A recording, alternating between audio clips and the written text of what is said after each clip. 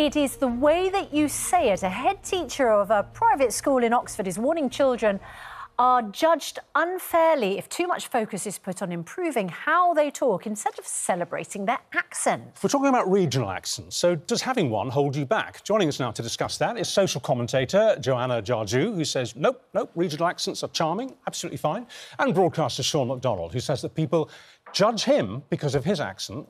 You speak with a Glaswegian accent, don't you? Yeah, a very strong one as well. But yeah, it's something I have been on the receiving end of. As I was saying to you off air, I've had producers at BBC Scotland asking me to, at times, tone down the Scottishness to be a wee bit more homogenous, which I think is quite absurd, and I do refuse to do it. I think I've managed to succeed in spite of it. Well, can you give me an example, then, of how you find you've been judged by the way you speak?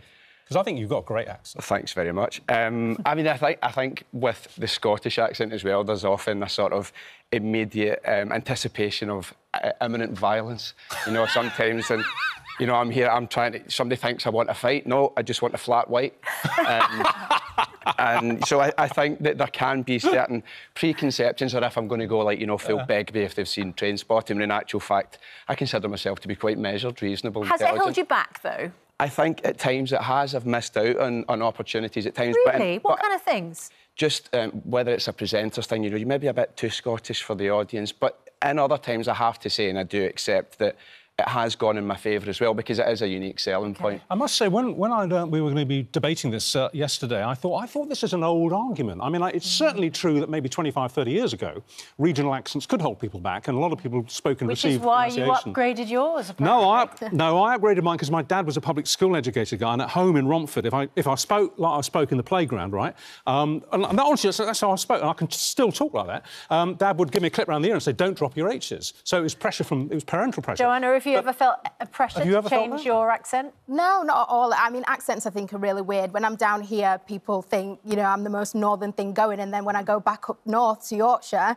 it's almost as if I've turned into a Londoner. But I think with accents... You've got quite a soft Yorkshire accent. It's not very, what people... Some people think I'm from Manchester, but I think with accents, really, it's the slang that people conflate with it. So people think that, for example, if I said, hey, up, I'm just off to shop, some people might not, you know, understand what I'm saying. So I think... do adjust the way you speak? Well, I think the accent is more about, you know, how you enunciate certain things. You know, if there's certain, you know, syllables that you exaggerate, the cadence of the way that you speak. But I think that, for God's sake, you know, we've got the Speaker of the House of Commons who's got a Lancashire accent, so clearly it doesn't hold you back whatsoever. Well, and the two most successful television presenters in the country speak with very strong Geordie accents. Well, hasn't held them back, has it? I think... As I say, people can succeed in spite of it, but I think to repudiate the existence of that type of, whether it's snobbery towards accents, is to repudiate the existence of social class in itself.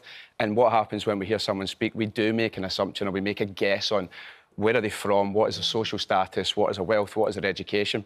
So I think just because it doesn't exist in every instant doesn't mean that it doesn't exist. For example, I don't experience sexism, but I wouldn't say that therefore it doesn't exist in certain examples. But you're completely articulate. I mean, you may speak with a strong... No, but what I mean is your command of language is what I mean. Yeah. Your command of language and your use of language. Even though he's from Glasgow? Even though he's from Glasgow. Is that what you're suggesting? What I'm saying is you've got a strong Glaswegian accent, but your choice of language, your articulacy, you could be speaking in any accent. You could be speaking in received English accent. Yeah, you know, I was going to say as well about the sort of that thing. I think sometimes there's maybe an expectation for me to deliver something, you know, a little bit more as well. This is kind of how I tend to speak. It does annoy people at times. I think if people, if you know you've got a strong accent, realistically, all you've got to do is just slow down. Maybe if you're speaking to people, I don't think people judge. I think if people judge you based on your accent, or maybe think that you're not as clever because of your accent, I think it's more because of your appearance, because you're quite pretty and probably a Ken doll.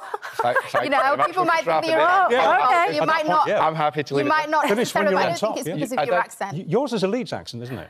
Wakefield, actually. Is it Wakefield? OK. Yeah, just further south. I did want to reference something. There's a group called the Sutton Trust, and they conducted a survey, and they found that 30% of university students felt they had been mocked, criticised, or sort of derided, and 25% of professionals based on their accent. So, as I say... there's facts but that's more perception, though, isn't it? I think it's more so perception. We have to draw it to a close there.